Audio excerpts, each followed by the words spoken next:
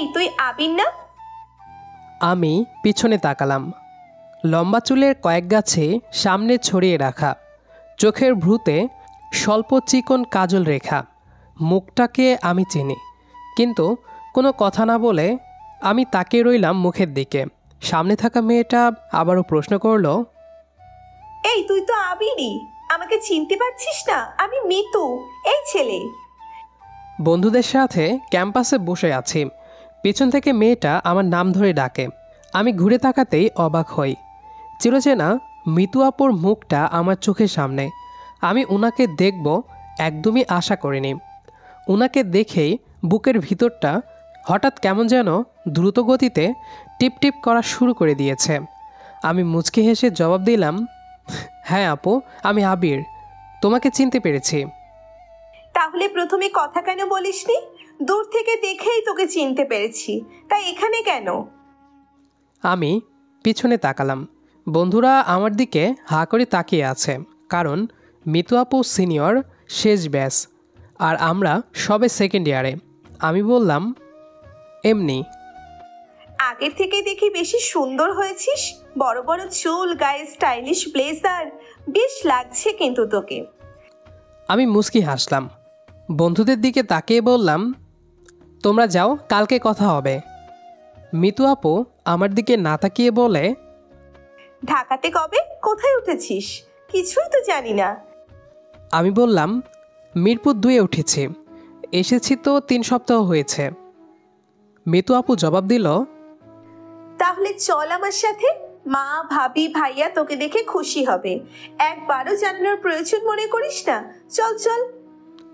আমি মিতু আপুকে বলি, এসেছি তো এখানে দরকারে, তোমরা যে কোথায় থাকো কে জানে। আমরা মিরপুর 12-তে থাকি, আন্টি তো জানে আমরা কোথায় থাকি, জানিস না তুই? আমি ওনার পাশাপাশি হাঁটছি। মিতুর প্রশ্ন শুনে আর চোখে তাকালাম একবার, কিন্তু তিনি তাকিয়ে আছে দেখেই চোখ সরিয়ে নিতে হয়েছে। আমার কি জানার প্রয়োজন ছিল? কে জানি। আমি জানতাম মিতুরা কোথায় থাকে, কিন্তু ওনাকে মিথ্যে বলেছি। আমি বললাম, আপু আজ থাক, অন্যদিন যাব তোমাদের বাসায়। চুপ থাক, আজকেই যেতে হবে। এখন কি তোর ক্লাস আছে? কবে এসেছিস জানিও না। মিতু আপু আরও কথা বলে চলেছে। আমি মাঝে মাঝে ওনার দিকে তাকাচ্ছি। উনি তাকাতেই আমি ভয়ে চোখ সরিয়ে নিচ্ছি। একটা রিক্সা ডাকলেন তিনি, রিক্সাতে উঠে বসলাম। একদম কোনার দিকে সরে বসে আমি। মিতু আমার হাত ধরে একটু কাছে সরিয়ে নিল, বকা দিয়ে বলে, ওভাবে কেন বসেছিস? ঠিকভাবে বস, পড়ে যাবি না। এই তুই এমন চুপচাপ হয়ে গেছিস কেন? আসলে তোমার সাথে হঠাৎ দেখা হয়েছে, কেমন যেন নার্ভাস লাগছে। বাচ্চা নাকি তুই? বেশ ভালোই তো বড় হয়েছিস, যদিও বাচ্চা থাকার সময় কি যে পাগলামি করেছিস। দুজনে চুপ হয়ে গেলাম। আমি চারপাশে তাকাচ্ছি। মিরপুর 12-তে প্রথমবার যাচ্ছি। বাইরে তাকিয়ে অপলক দৃষ্টিতে ভাবছি পিছনের কথা। মিতু আপু, আমরা আগে একই বাড়িতে থাকতাম। যশোর শহরে একই বাড়িতে ভাড়া থাকতাম আমরা। ওনারা নিচতলায়, আমরা ওপরতলায়। আমার থেকে প্রায় 4 বছরের বড় তিনি। আমি যখন ক্লাস 8-এর মাঝামাঝি সময়ে, তিনি ইন্টার সেকেন্ড ইয়ারের পরীক্ষা দেওয়ার প্রস্তুতি নেয়। সবসময় ওনার সাথে আমার কথা চলতো। একদিন বৃষ্টি হচ্ছিল অনেক। আমি বাড়ির সামনে মাঠ থেকে ফুটবল খেলছিলাম। হঠাৎ কাদা এসে আমার মুখে লাগে। দৌড়ে বাড়িতে আসছিলাম। বাড়ি গেট খুলে দৌড় শুরু করব, ঠিক তখনই শুনতে পেলাম, আবির এদিকে আয়, তোর চোখে মুখে মাথায় এত কাদা কেন? কোনো রকমে হালকা চোখ মেলে দেখলাম মিতু আপু ছাদ থেকে পড়া পাইপের পানির নিচে দাঁড়িয়ে আছে। আমি সেদিকে হেঁটে যাই। আমার হাত ধরে পানির নিচে দাঁড় করিয়ে দেয়। তারপর ওনার ওড়না দিয়ে আমার চোখ মুছতে থাকে আর বলে, তোকে না ফুটবল খেলতে নিষেধ করেছিলাম? একটা মাত্র ছেলে তুই আন্টিদের, তোর কিছু হলে তোর মা বাবা মরেই যাবে। চোখে কাদা নিয়ে বাড়িতে ফিরেছিস, দেখে আস্তে আস্তে চোখ মেলা, মুছে দিয়েছিস সব কাদা। আমি চোখ মেলে তাকাই। এমন কেয়ার মিতু আপু সেদিন প্রথমবার নিয়েছিল, আর এটাই ছিল আমার তার প্রতি প্রথমবার টান অনুভব করার একটা মাধ্যম। মানুষের প্রেমে পড়ার জন্য বড় কোনো মাধ্যমের দরকার পড়ে না। মানুষ প্রেমে পড়ে ছোট ছোট কারণে, কারো কথায়, কারো কেয়ারে, কারো অনুপস্থিতিতে প্রেম হয়। সৌন্দর্য দেখে কখনো প্রেম হয় না। যে যতই পাগলামি করুক, বাড়ির সামনে ঘুরঘুর করুক, পিছনে লেগে থাকুক, সুন্দর দেখে কখনো প্রেম হয় না। প্রেম হবে একটি কারণে। কারো প্রেমে পড়ার জন্য একটা কারণই যথেষ্ট। ঠিক এটাই আমি প্রথম অনুভব করলাম। মিতু আপুর কেয়ারে আমার দৃষ্টিতে যেন তিনি অস্পরা বনে গেল। আমি নিজেই অবাক হই, নিজেই এই অনুভূতির সারসংক্ষেপ খোঁজার চেষ্টা করি, কিন্তু এলোমেলো অগোছালো বর্ণনাময় অনুভূতি। আমি যেন দিশেহারা হয়ে পড়েছি। হাঁ করে তাকিয়ে কি দেখিস? যা রুমে যা, আন্টি দেখলে বকা দিত। আর ফুটবল খেলবি না, যদি লাথি এসে লাগে কি হবে বলতো তুই? উনি আরও কিছু বলতে যাচ্ছিল, কিন্তু ওনাকে অবাক করে দিয়ে আমি জড়িয়ে ধরলাম।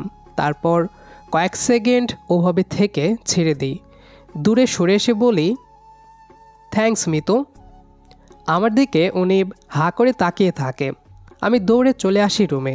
ড্রেস পাল্টে বিছানায় শুয়ে প্রথমবার মিতুকে নিয়ে আমি কল্পনাতে ভাসি। কল্পনায় রংধনু আঁকি। আমার রংধনুতে তখন একটাই রং, প্রেমের রং সেখানে উজ্জীবিত। বালিশ জড়িয়ে ধরে মিতুকে কল্পনা করে মিশে যেতে ইচ্ছে করছিল। আমার ছোট মনে হঠাৎ প্রেমের সূর্যের উকি। আমি যেন ভীষণ রকম প্রেম রোগে ভুগি। মিতুকে দেখার ব্যাকুলতা আমি টের পাই। দৌড়ে মায়ের কাছে যাই। মা, আজকে মিতুদের বাসায় মাংস দিবা না? রোজ রান্না করলে তো দিয়ে আসো, দাও তো দিয়ে আসি। কি হয়েছে তোর? তুই ঠিক আছিস? রোজ ঠেলে তোকে পাঠাতে পারি না। আজ নিচ থেকে চলে এসেছিস, দিয়ে এসেছি আমি দুপুরে, এখন বিকেল। ধুর, আজকে কেন আমাকে বলনি? তুমি না কি যে করো। আচ্ছা, ওরা তো তরকারি দেয় তাই না? আজ দেয়নি? কি বলিস এগুলা? চেয়ে নেব এখন? আর ওরা চিংড়ি মাছ দিয়ে লাউ রান্না করেছে। জীবনে তো কখনো লাউ খাস না, ওদের তরকারি এত খুঁজ কিসের? চুপ করো তো মা, বাটি নিয়ে গেলাম, লাউ চিংড়ি দিয়ে আজকে আমি খাবো। আমি দৌড়ে নিচতলায় চলে আসি। দরজার কলিং বেল বাজাতে থাকলাম। আন্টি এসে দাঁড়ালো সামনে। উফ, ভাবলাম মিতু আসবে। আমার হাতে বাটি দেখে আন্টি বলল, কি ব্যাপার, বাটি নিয়ে এসেছিস যে? আন্টি লাউ দেন তো, ক্ষুধা লাগছে, মাংস ভালো লাগছে না। মিতু কই? মিতু আপু কই? মিতুকে দরকার নাকি লাউ? সরেন একটু যাই, ভেতরে আসতেও বলছেন না। মা, কে আসছে? ওহ, আবির, ভিতরে ডাকো। আমি দৌড়ে ভিতরে আসি। মিতু আপুকে খোঁজে আমার চোখ। এ কি টান আমার মধ্যে! আমি যেন উন্মাদ হয়ে পড়েছি। সোফাতে বসতেই কিছু সময় পর মিতু আসে চায়ের কাপ নিয়ে। সাদা ড্রেস আর কালো ওড়না পরেছে। এত সুন্দর লাগে কেন তাকে? আমি তাকিয়ে থাকি ওনার দিকে। আমার হাঁ করে তাকিয়ে থাকতে দেখে মিতু আস্তে গলায় বলে, মাছি প্রবেশ করবে, হা বন্ধ কর ফাজিল। তোমার সাথে আমার কথা আছে মিতু। ওই, তুই আমার নাম ধরিস কেন? তাই কি, কাছের মানুষদের কেউ আপু বলে? কি বললি? কিছু না, যাচ্ছি, পরে কথা হবে। কথাটা বলে দরজার কাছে আসি। আন্টি পিছন থেকে ডেকে বলল, ওই তরকারির বাটি নিয়ে যা, লাউ চিংড়ি দিয়েছি। হুর, কে খাইলাও, মাংস আছে। কথাটা বলেই দৌড়ে চলে আসি সেখান থেকে। বাড়িতে আসতেই মা আমার দিকে কেমন একটা লুকে তাকিয়ে থাকে। তাতে আমার কি, আই ফিল ইন লাভ। আবির, বাড়ির সামনে এসে গিয়েছি। আমি চমকে পাশে তাকাই। 17 নম্বর বাড়ি। রিক্সা থেকে নামলাম, তারপর সোজা ওনাদের বাড়িতে আসি। দরজা খুলে ভিতরে আসতেই মিতু আপু জোরে চিৎকার করে বলল, মা, ভাবি, আপু, দেখো কে আসছে, চিনতেই পারবা না, দেখো ছেলে বড় হয়ে গিয়েছে। ওনারা আমার সামনে আসে। আন্টি আমাকে দেখেই চিনে ফেলেছে, কিন্তু মামুন ভাইয়ের বউ যে চিনবে জানতামই না। উনি বলে, তুমি সেই আবির? তোমার গল্প খুব চলে, তোমার ছোটবেলার ছবি আছে, মুখে এখনো ছোটবেলার ভাব লেগে আছে। সবার সাথে কুশল বিনিময় করলাম। মিতু আপু ভিতরে চলে যায়। আমি সোফাতে যেয়ে বসি। রিকশায় বসে এতক্ষণ আগের কথাগুলো ভাবছিলাম, কিন্তু মিতু আপু যে আমাকে এত তাড়াতাড়ি চিনতে পারবে কে জানে। যদিও আমি নিজেই ওনার খোঁজ খবর রাখতাম টুকটাক। মিতু আপু বেশ কিছু সময় পর আমার সামনে এসে দাঁড়ালো। চুল ছোট থেকেই লম্বা রাখতো তিনি, এখন যেন পা সমান লম্বা। তোয়ালে দিয়ে চুল মুছতে মুছতে আমার সামনে আসে। আমি একবার তাকিয়ে চোখ সরিয়ে নিলাম। আমার সামনে বসলেন তিনি, মুচকি হেসে বলে, আঙ্কেল আন্টি কোথায়? ওনারাও এখানে আসছে? আসবে কয়েকদিন পর। এখানে বিশেষ কাজেই আছি আমি, আর এখানেই থাকতে হবে। গুড। রোজ তাহলে তোকে নিয়ে ভার্সিটিতে যাব, কি বলিস? টুকটাক কথা বলে সেখান থেকে চলে আসে। রিকশাতে উঠলাম। পিছনে তাকাতে ইচ্ছে করছে না। সামনে তাকিয়ে আবারও পুরনো কথাগুলো মনে করি। বৃষ্টিতে সেদিন ফুটবল খেলার কারণে টানা 15 দিন জ্বরে বিছানায় পড়েছিলাম। কিন্তু জ্বরের থেকে মিতুকে দেখার রোগে আমি যেন অসুস্থ হয়ে পড়ে থাকি বেশি। আর সহ্য করতে পারছি না। মিতুকে দেখতে হবেই। একটু করে দেখে যেত সে, কিন্তু এটুকুতে আমার ভরবে না। মিতুকে কাছ থেকে না দেখলে, তাকে আমার অনুভূতির কথা না বললে ভালো লাগবে না। বলতেই হবে সব, যা হয় হবে। আমার ভিতরে থাকা অনুভূতিগুলো প্রকাশ করার জন্য বিকেলে ছাদে আসি। মিতু আপু চুলগুলো ছেড়ে দিয়ে রোদে শুকাতে থাকে। তোর জ্বর সেরেছে? না। তাহলে এখানে কেন? যা শুয়ে থাক। বলতে এসেছি। কি? আমি চুপচাপ দাঁড়িয়ে থাকি। কিভাবে শুরু করব বুঝতে পারছি না। জ্বরে চোখ মুখ জ্বলা শুরু করেছে। তবুও সাহস নিয়ে বললাম, তোমাকে আপু বলতে ইচ্ছে করে না। মানে আমি প্রেম তৃষ্ণায় কাতর। আমাকে এক গ্লাস তোমার মনের প্রেমের সুধা পান করতে দেবে? আমার মনের মাটিতে খরা চলে, যেখানে তোমার প্রেমের বৃষ্টি প্রয়োজন। আমাকে সুযোগ দেবে ভালোবাসার? মিতু আমার দিকে হা করে তাকায়। ভাবছিলাম চট দেবে, কিন্তু সে হাসতে থাকে। আমি বোকার মতো তাকিয়ে থাকি। হাসতে হাসতে বলে, পিচ্ছিটা কি বলে? ওই তোর থেকে কত বড় আমি জানিস? আমি ম্যাচিওর, আর তুই এখনো নিব্বা নিব্বির বয়সে আছিস। তোর কাছে প্রেম মানে বাবু খাইছো, জান গো, বেবি গো, এসব তুই কি বুঝছিস? যদি আমি ম্যাচিওরের মতো থাকি তাহলে? পারবি না। ইম্যাচিওর রিলেশনশিপ মানেই যন্ত্রণা। অমুক ছেলের সাথে কথা বলতে পারবে না, বোরখাতে হাত পা ঢাকো, আমি ছাড়া তোমাকে কেউ দেখবে না। কেন অমুক ছেলের সাথে কথা বলেছো? কেন ছেলে ফ্রেন্ড থাকবে তোমার? কেন এত রাতে অনলাইনে আইডি পাস দেখি? এত ছেলে ফ্রেন্ড কেন লিস্টে? কেন অমুক ছেলে রিপ্লাই দিয়েছো? এত প্যারা ভালো লাগে না, বুঝলি? আর ম্যাচিওর ছেলের গপ কারোর সাথে কথা বললেও মাইন্ড করবে না, কারণ তাদের কাছে বিশ্বাসটা বেশি। তারা সহজে বুঝবে, তারা প্যানিক করবে না সব কিছু নিয়ে। ঘুরতে যেতে বলবে, দেখলেও সমস্যা নেই, এত এত কৈফিয়তও দেওয়া লাগবে না। আর তাছাড়া আমি প্রেমে পড়বো কখনো তোর মনে হয়? পড়বে, তাও আবার আমার প্রেমেই পড়বে তুমি। তাই নাকি? হাসাবি না, যা ভাগ। পিচ্ছি আছিস, পিচ্ছিদের মতো থাক। বললাম তো তুমি আমার প্রেমে পড়বা। ভয় পাচ্ছ? আমি ম্যাচুরদের মতোই বিহেভ করব। তুমি প্রেমে পড়তে বাধ্য হবে। তাই না? আচ্ছা যা, 3 মাস তোর সাথে একটা রিলেশনশিপ কন্টিনিউ করব। দেখি কে মায়াতে আটকায়। তুই তো প্রেমে পড়েছিস, মায়াতে না। দেখি তাহলে মায়াতে কে পড়ে।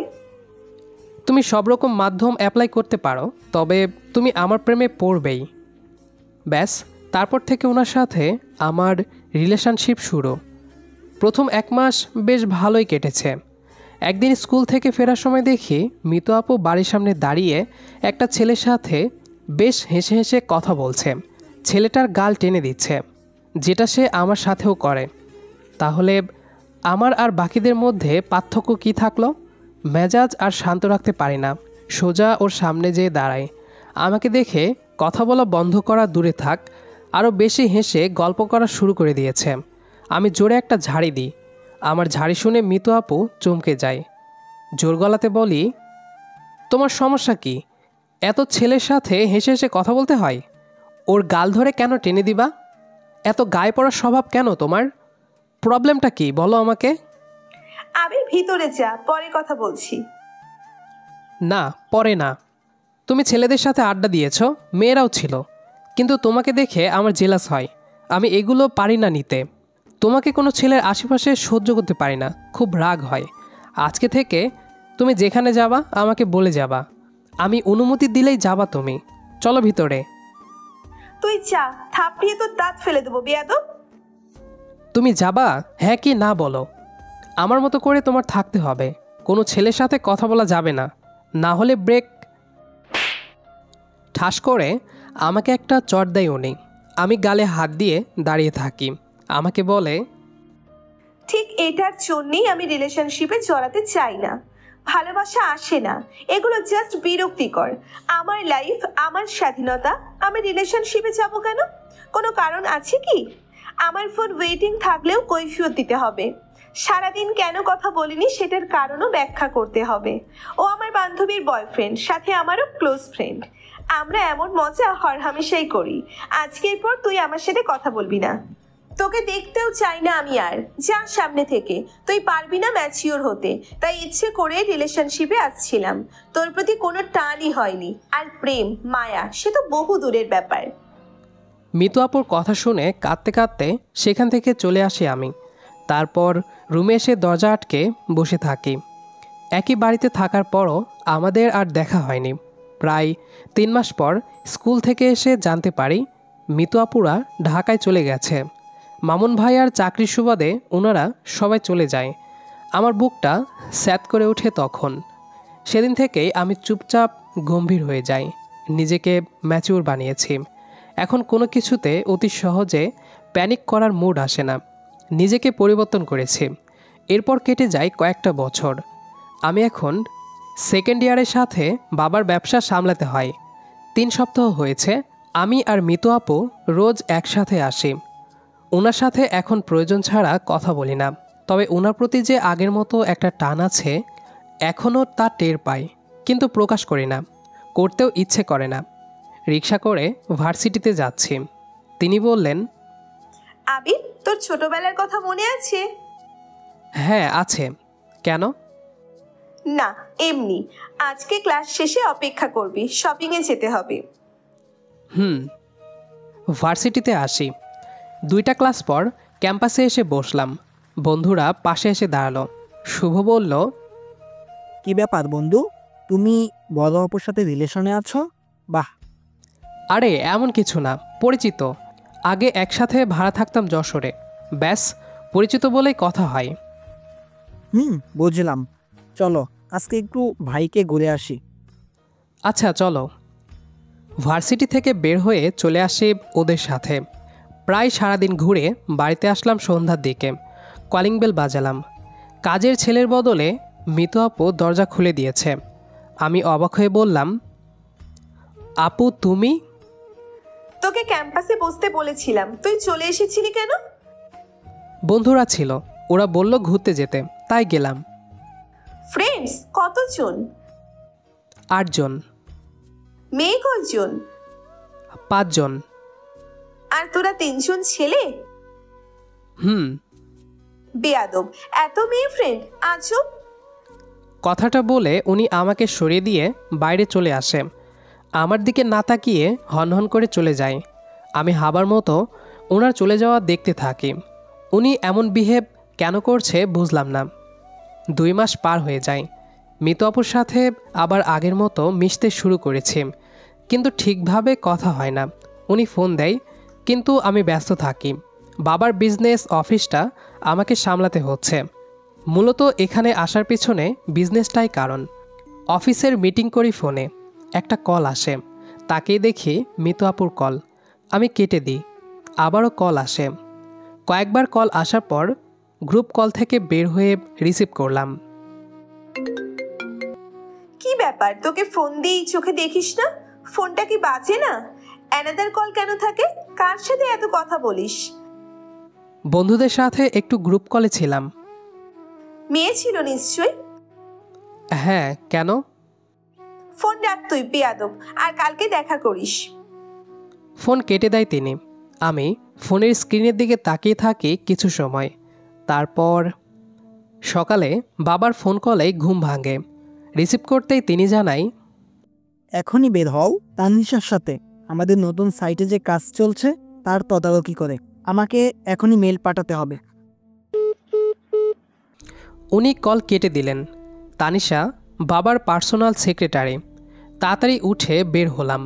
11টার ভেতরে সব ডিটেলস বাবার কাছে পাঠিয়ে দিলাম। তানিশার সাথে ফিরব, কিন্তু খুব ক্ষুধা লাগে। চলুন কোনো রেস্টুরেন্ট থেকে খেয়ে আসি। আচ্ছা স্যার। দুজনে মিলে রেস্টুরেন্টে এসে বসলাম। ফোন হাতে নিতেই দেখি মিতু আপুর কতগুলো কল এসেছে। আমি কল দিতে যাচ্ছিলাম, তার আগেই আবার ওনার কল। আমি রিসিভ করি। ওপাশ থেকে বলে, তোকে বলেছিলাম দেখা করতে, বাড়িতে এসে শুনি তুই সকালেই চলে গিয়েছিস। কতবার কল দিলাম, কি সমস্যা তোর? অনেক বড় হয়ে গিয়েছিস, এড়িয়ে চলছিস, কি করিস হ্যাঁ বলতো? আপু আমি একটু বিজি। ফোন রাখ, ক্লাস কর তুই। উনি ফোন কেটে দেয়। খাবার চলে আসে। আমি খাওয়া শুরু করি। হঠাৎ তানিশা বলে, স্যার আপনার ঠোঁটের পাশে। আমার ঠোঁটের পাশে কি? ওয়েট।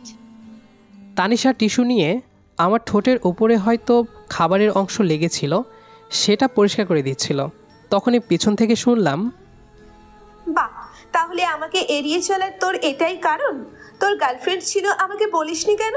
ভালোই তো মানিয়েছে বেশ। রেস্টুরেন্টের চাউমিন বেশ পছন্দের। ক্লাস শেষে প্রায়ই আসি, কিন্তু আজ এসে এমন কিছু দেখবো আশা করিনি। গ্রেট, প্রেম কর। কথাগুলো বলে মিতু একটা গ্লাস টেবিলে ছুঁড়ে মারে। আমি হাবার মতো তাকিয়ে থাকি। তারপর হনহন করে চলে যায় সেখান থেকে। ঘটনার আকস্মিকতায় সবাই চমকে যায়। তানিশা অপরাধী দৃষ্টিতে তাকিয়ে আছে। আমি তানিশাকে ইশারা করে রেস্টুরেন্ট থেকে বের হলাম। মিতু হাঁটছে। দৌড়ে ওর পাশে গেলাম। ওর চোখে হালকা পানি টলমল করছে। ব্যাপারটা কি হলো? নিজেকে তো খুব ম্যাচিওর মনে করো, তাই না? কিন্তু তুমি যে বাচ্চামো করলা, সেটা কি বলবে? একটা কথা কি জানো, ভালোবাসা থাকলে ম্যাচিওর ইম্যাচিওর ব্যাপার দূরে থাকে। সম্পর্কের জন্য ম্যাচুরিটি দরকার, ভালোবাসার জন্য না। ভালোবাসা হলো পাগলামি।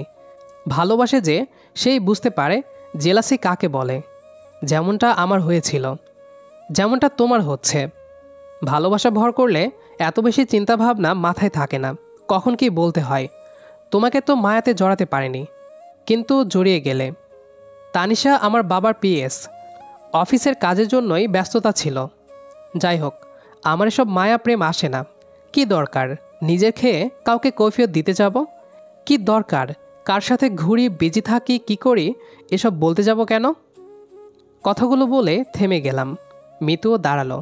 আমার দিকে গম্ভীর দৃষ্টিতে তাকিয়ে বলল, তুমি এত কথা বলা শিখেছো কেন? আজ থেকে মেয়ে ফ্রেন্ড কম রাখবা। যশোর থেকে আসার পর তোমার ছোট ছোট শাসন, বকা, কেয়ার, নিব্বার মতো করে বলা, খেতে যাওয়া, সব কিছু মিস করতাম। ছোট তুমি, তবুও তোমার প্রতি আমার অনুভূতির এতটুকুও কমেনি। ঢাকায় তোমাকে দেখার পর নিজের অনুভূতিগুলো বোঝানোর চেষ্টা করেছি, কিন্তু তুমি। আমি কিছু বললাম না। সামনে হাঁটতে থাকি। মিতু পিছন পিছন হাঁটছে। যাক, ভালোই হয়েছে। মেয়েদের পিছনে ছেলেরা ঘোরে, আজ একটু ছেলের পিছনে না হয় মেয়ে ঘুরুক, আমার পিছনে সে ঘুরুক, পরে প্রেমালাপ করা যাবে। গল্পটি এ পর্যন্তই। আমাদের আজকের গল্পটি আপনাদের কাছে কেমন লেগেছে সেটা অবশ্যই কমেন্ট করে জানাবেন।